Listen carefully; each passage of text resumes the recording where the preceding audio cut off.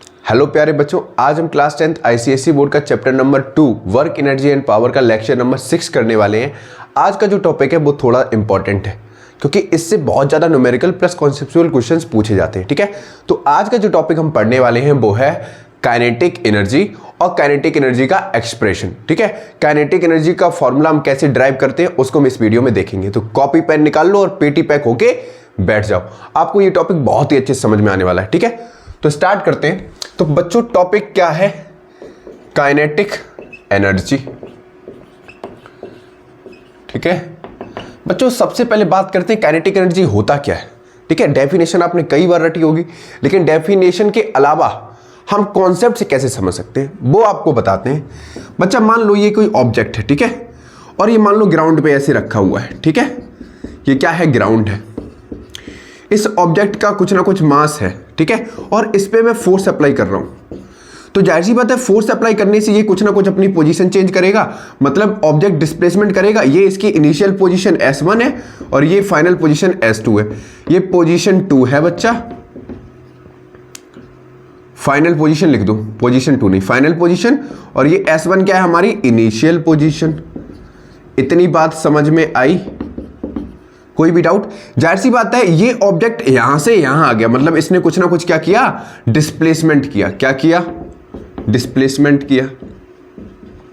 आपको पता है बच्चा, जब भी कोई ऑब्जेक्ट पे हम फोर्स अप्लाई करते हैं, फोर्स अप्लाई करने से जाहिर सी बात है वो डिस्प्लेसमेंट करता है, तो वहां पे वर्क होता है। ठीक है, तो बच्चों डिस्प्लेसमेंट किया मतलब इसके पास कुछ ना कुछ मास था, लेकिन जैसे ही हमने फोर्स दिया तो इसके पास कुछ ना कुछ क्या आ गई? वेलोसिटी आ गई। क्या आ गई बच्चा? वेलोसिटी। ध्यान देना भाई, कोई भी ऑब्जेक्ट है, ठीक है, आप जाहिर सी बात है उसमें फोर्स अप्लाई करोगे। अगर वो रेस्ट में है, अगर आप उस पर फोर्स अप्लाई कर रहे हो तो वो मोशन में आएगा। मोशन में आएगा मतलब आपने एक्सटर्नल फोर्स दिया, उस एक्सटर्नल फोर्स की वजह से उसकी कुछ ना कुछ वेलोसिटी डेवलप हुई। आई बात समझ में? इतनी बात समझ में आई? ठीक है, तो यहीं पे खेल पूरा खेल गया, मतलब पूरा गेम हो गया। कैसे? क्योंकि फोर्स देने से ऑब्जेक्ट के पास कुछ ना कुछ वेलोसिटी आई। ठीक है, तो जहां कहीं पे भी मास के साथ वेलोसिटी टर्म यूज हो जाता है वहां पे मोमेंटम प्लस काइनेटिक एनर्जी होता है। ठीक, अब काइनेटिक एनर्जी की बात करते हैं। The energy developed by a body due to a motion of an object. ठीक है, जब कोई ऑब्जेक्ट गति कर रहा हो, मतलब मोशन में हो, उस टाइम पे जो एनर्जी बॉडी में डेवलप होती है, ठीक है, या ऑब्जेक्ट में डेवलप होती है, उसको कहते हैं काइनेटिक एनर्जी। वो चाहे वन डायमेंशनल मोशन कर रहा हो, ठीक है, चाहे वो सर्कुलर पाथ में रोटेशनल मोशन कर रहा हो, कोई फर्क नहीं पड़ता। अगर रोटेशनल मोशन में जो एनर्जी डेवलप हो रही है ड्यूरिंग मोशन, ठीक है, मोशन इन सर्कुलर पाथ में जो काइनेटिक एनर्जी डेवलप होगी वो रोटेशनल काइनेटिक एनर्जी होगी, और motion along a straight line, ठीक है, जो एनर्जी डेवलप होगी उसको कहते हैं ट्रांसलेशनल काइनेटिक एनर्जी। इतनी बात समझ में आ गई? मतलब सड़क पर आप सीधे भाग रहे हो, ठीक है, तो वहां पे ट्रांसलेशनल काइनेटिक एनर्जी होगी। ठीक है, लेकिन वही आप ग्राउंड का चक्कर लगा रहे हो तो वहां पे रोटेशनल काइनेटिक एनर्जी होगी। समझ में आ गया? इतना तो समझ में आ गया? ठीक है सर, इसके एक्सप्रेशन को बताओ बढ़िया से। अच्छा, एक फॉर्मूला आपको इसका काइनेटिक एनर्जी का फॉर्मूला पता है, के बराबर होता है हाफ mv²। इस फॉर्मूले को याद रखना। अभी हम इस फॉर्मूले को क्या करेंगे? ड्राइव करेंगे। ये फॉर्मूला आया कैसे? ठीक है, तो इसको मैं जरा रफ कर दूं, चाहो तो इतना नोट कर लो, यहां पे डेफिनेशन लिख दो। The energy possessed by a state of motion is called kinetic energy। ठीक है, अब भी बच्चा देखेंगे जो काइनेटिक एनर्जी है, अभी बता दे रहे हैं आपको। काइनेटिक एनर्जी है, ये डिपेंड किस पे करती है? मास पे और वेलोसिटी पे। फॉर्मूले में साफ साफ दिख रहा है, तो कहेंगे काइनेटिक एनर्जी किस पे डिपेंड करती है? मास और वेलोसिटी पे। अभी कैसे? अभी बताएंगे आगे, बस इतना याद रखो। काइनेटिक एनर्जी किस पे डिपेंड करती है? मास और वेलोसिटी पे। अब बच्चों जो वर्क डन है, जाहिर सी बात है काइनेटिक एनर्जी किसके बराबर हुई? वर्क डन के। क्यों? क्योंकि ऑब्जेक्ट के पास क्या था? W बराबर क्या होता है? F × S। मतलब ऑब्जेक्ट के पास फोर्स था जिसकी वजह से ऑब्जेक्ट ने क्या किया? कुछ ना कुछ डिस्प्लेसमेंट किया। डिस्प्लेसमेंट करने से उसके पास क्या आ गई? वेलोसिटी आ गई। भाई फोर्स दिया ऑब्जेक्ट में, ठीक है, मास था, मास के साथ उसने पोजीशन चेंज की, मतलब पोजीशन तभी चेंज की उसके पास कुछ ना कुछ क्या थी? वेलोसिटी थी। ठीक है, तो आपको डायरेक्टली उसके पास क्या होगी? Kinetic energy. मतलब जो काइनेटिक एनर्जी है वो किसके बराबर होगा? वर्क डन के। किसके बराबर होगा? वर्क डन के। तो बच्चा काइनेटिक एनर्जी कैसी होगी? स्केलर क्वांटिटी होगी। Kinetic energy is a scalar quantity. आई बात समझ में? क्योंकि ये वर्क डन के बराबर है। अब बच्चा वर्क डन की यूनिट क्या होती है? जूल। वर्क डन की यूनिट क्या थी? जूल। तो काइनेटिक एनर्जी किसके बराबर है? वर्क डन के। तो लिखेंगे इट्स यूनिट इज जूल। समझ में आ गया? हमेशा याद रखना काइनेटिक एनर्जी किसके बराबर होगा? वर्क डन के। क्लियर हो गया? फटाफट स्क्रीनशॉट लो, यहां तक स्क्रीनशॉट लो बच्चा। टुम टुम टुम टुम टुम टुम टुम टुम टुम टुम टुम टुम। समझ में आया बच्चों? समझ में आया? वो देखो आलसी ऐसे करके बैठा है। बच्चा पढ़ लो। हाँ, और जिस किसी ने भी क्लास 10th ICSE बोर्ड के, ठीक है, प्रीवियस लेक्चर चैप्टर 1 और चैप्टर 2 के नहीं देखे हैं तो प्लीज कि आप हमारी प्लेलिस्ट में जाके उड़ान बैच फॉर क्लास 10th, ठीक है, उसमें जाइए। प्लेलिस्ट में सारे चैप्टर वाइज क्या मिलेंगे आपको? लेक्चर्स मिलेंगे, उनको पहले देख लीजिए, ठीक है, नोट्स बना लीजिए ताकि आपका कॉन्सेप्ट एकदम क्लियर हो जाए, ठीक, और एग्जाम में आपको बहुत ज्यादा हेल्प मिले। ठीक है, नोट करिए फटाफट। तो काइनेटिक एनर्जी का फॉर्मूला याद रखना, अभी हम इसको ड्राइव करेंगे। ठीक है, फॉर्मूला आया कहां से? ठीक है, समझाएं? लो बच्चों, इसका फॉर्मूला ड्राइव करते हैं। ऐसे मानो कोई ऑब्जेक्ट है, इसका मास m है और इस पे मैं फोर्स अप्लाई कर रहा हूं। फोर्स अप्लाई करने से जाहिर सी बात है इसमें कुछ ना कुछ वेलोसिटी आएगी। ठीक है, अभी ये रेस्ट में नहीं है तो ये जो v है वो किसके बराबर होगा? u के। मतलब जो v है ये हमारी क्या है? इनिशियल वेलोसिटी है या नहीं? बहुत सही। ठीक, अब कुछ टाइम बाद हमको क्या करना है? इस ऑब्जेक्ट को रोकना है क्योंकि अभी ये मोशन में। तो रोकने के लिए क्या करेंगे? इस ऑब्जेक्ट पे हमें एक अपोजिंग फोर्स देना पड़ेगा, या कह दो रिटार्डिंग फोर्स देना पड़ेगा। इतनी बात समझ में आई? भाई रिटार्डिंग फोर्स देंगे तभी तो ये ऑब्जेक्ट रुकेगा। भाई रिटार्डिंग फोर्स देंगे तभी तो ये ऑब्जेक्ट रुकेगा। ठीक, अब रिटार्डिंग फोर्स देंगे तो जाहिर सी बात है F बराबर क्या होता है? ma। तो वहां पे उसका एक्सेलरेशन भी कैसा होगा? नेगेटिव एक्सेलरेशन होगा। मतलब ऑब्जेक्ट के पास जो होगा वो क्या होगा? -a, मतलब रिटार्डेशन होगा। ठीक है, रिटार्डेशन को हम क्या बोलते हैं? Negative acceleration. ठीक है, रिटार्डेशन को क्या बोलते हैं हम? Negative acceleration. ठीक है, तो इसमें लिखेंगे, पहला बच्चा लिखेंगे, ऐसे लिखो, late m be the mass of an object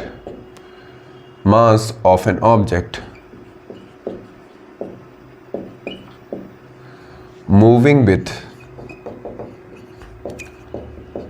with velocity v. It is brought to rest by applying, दिख रहा है बच्चों? अप्लाइंग सम रिटार्डिंग फोर्स मतलब अपोजिंग फोर्स। ठीक है, let A be the uniform retardation produced by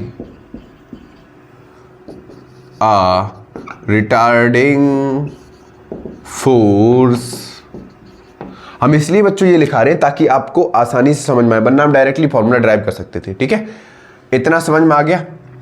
as we know F equal to क्या होता है बच्चा? m into A, mass into acceleration. ठीक है, लेकिन जो बच्चा काइनेटिक एनर्जी होगा वो वर्क डन के बराबर होगा, work done by retarding force के बराबर होगा।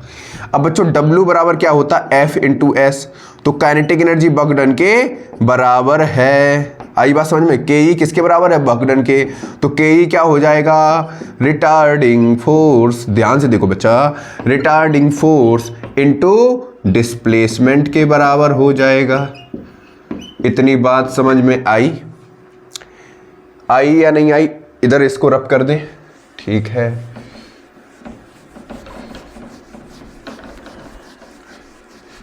इतनी कहानी समझ में आई बच्चा? ठीक है, अब देखो जरा ध्यान से के किसके बराबर है, रिटार्डिंग फोर्स इनटू डिस्प्लेसमेंट। तो यहां पे बच्चा जो के हो जाता है, के ये होगा F इंटू एस। तो बच्चों इस केस में देखो यहां पे इसकी इनिशियल वेलोसिटी जो है वो कितना है, वो कितना है v, और मैंने इस पे क्या किया, रिटार्डिंग फोर्स दिया, जिसकी वजह से इसकी फाइनल वेलोसिटी कितना हो गई, फाइनल वेलोसिटी कितना हो गई बच्चा, 0। देखो यहां पे हमको s निकालना है, ठीक है। s निकालने के लिए हम क्या करेंगे, इसको इक्वेशन फर्स्ट दे दो पहले बेटा, ठीक है। लिखेंगे a body travels a distance s before coming to rest. आई बात समझ में, ठीक है। तो यहां पे लिखेंगे बच्चा from third equation of motion, क्या होता है बच्चों, आपको पता है थर्ड इक्वेशन क्या होता है, V square minus U square बराबर 2as। बच्चों यहां पे u तो 0 है, तो 0 का स्क्वायर, u कितना है, v का स्क्वायर, ठीक है, और 2as ये माइनस का है, क्योंकि एसेलेशन कैसा है, नेगेटिव है, तो यहां पे एक ऐसा हो जाएगा, माइनस का हो जाएगा। अब बच्चों देखो यहां पे हमको s निकालना है, तो s के लिए क्या हो जाएगा, minus V square upon minus का 2a, माइनस से माइनस गया तो s बराबर क्या आ गया, बी स्क्वायर बाई 2a। इतनी बात समझ में आई। तो यहां पे सब्स्टिट्यूट कर दो बेटा, s equal to V square upon 2a in equation first. तो यहां पे लिखेंगे substituting the value of s in equation first, ठीक बेटा। यहां पे रखो कितना आएगा, देखो के बराबर f की जगह क्या होता है, m इंटू ए, और s की जगह रखेंगे बी स्क्वायर बाई 2a। लिख देना इधर साइड से as f equal to m into a, ठीक है। a से a गया बेटा, तो काइनेटिक एनर्जी किसके बराबर आ गया, हाफ mb स्क्वायर के, ठीक।